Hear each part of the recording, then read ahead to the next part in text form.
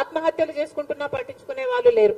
మేము కాంగ్రెస్ పార్టీ దానికి విరుద్ధంగా, మీ చర్యలకు విరుద్ధంగా మేము ధర్నా చేయాలని అనుకుంటే ఏం చేశారు?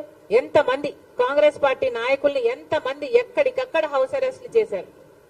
అసలు ఒక ప్రోగ్రామ్ గా తీసుకొని ఒక యువకులంతా, యూత్ కాంగ్రెస్ అంతా, ఎన్ఎస్యుఐ అంతా మొత్తం అందరూ కలిసి చేస్తే ఎక్కడికక్కడే అరెస్టు చేశారు.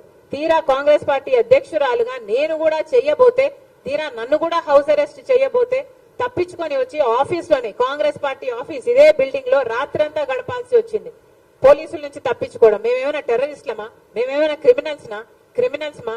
ఎందుకు చేస్తున్నారు ఇలా అని అడుగుతున్నాం. కనీసం ప్రజలకు, ప్రతిపక్షాలకు కనీసం నిరసన చేసే హక్కు కూడా లేదా? తీరా అంతా చేసి మమ్మల్ని మేము కాపాడుకొని నెక్స్ట్ రోజు ధర్నా చేస్తే మమ్మల్ని తీసుకెళ్లి ఈడ్చుకెళ్లి పోలీస్ స్టేషన్లలో పడేశారు. పోనీ దాంతోనైనా మీకేమైనా చలనం వచ్చిందా? ఉద్యోగాలు ఇచ్చారు అంటే ఏం చేశారు? పోలీసులు వాడుకుంటున్నారు, మీ అధికార దుర్వినియోగం చేస్తున్నారు తప్పితే అసలు మీకు బీజేపీ పార్టీకి ఏమిటి తేడా అని అడుగుతున్నాం. బీజేపీ పార్టీ వాళ్ళకి ఇష్టం లేని వాళ్ళ మీద, వాళ్ళ కోపం వచ్చిన వాళ్ళ మీద ఈడీని ప్రయోగిస్తుంది, ఇన్కమ్ ట్యాక్స్ ని ప్రయోగిస్తుంది. మీరు కూడా అంతే కదా, పోలీసులను ప్రయోగిస్తున్నారు. మరి మీరు బీజేపీ వారసులు అని మీరు అనిపించుకుంటున్నారు కదా, మీరు బీజేపీ వారసులు కాకపోతే మరి ఏమిటి?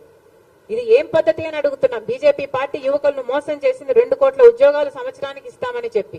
ఇక్కడ జగనన్న గారు కూడా మన యువకుల్ని మోసం చేశారు. 2,30,000 ఉద్యోగాలు మన యువకులకు ఇస్తామని చెప్పి. మరి మీకు బీజేపీ పార్టీకి ఏమిటి తేడా? మీరు ముమ్మాటికి బీజేపీ వారసులనే నిరూపించుకుంటున్నారని మళ్ళీ మళ్ళీ చెప్తున్నాం. ఏమా ఎనీథింగ్ ఎల్స్?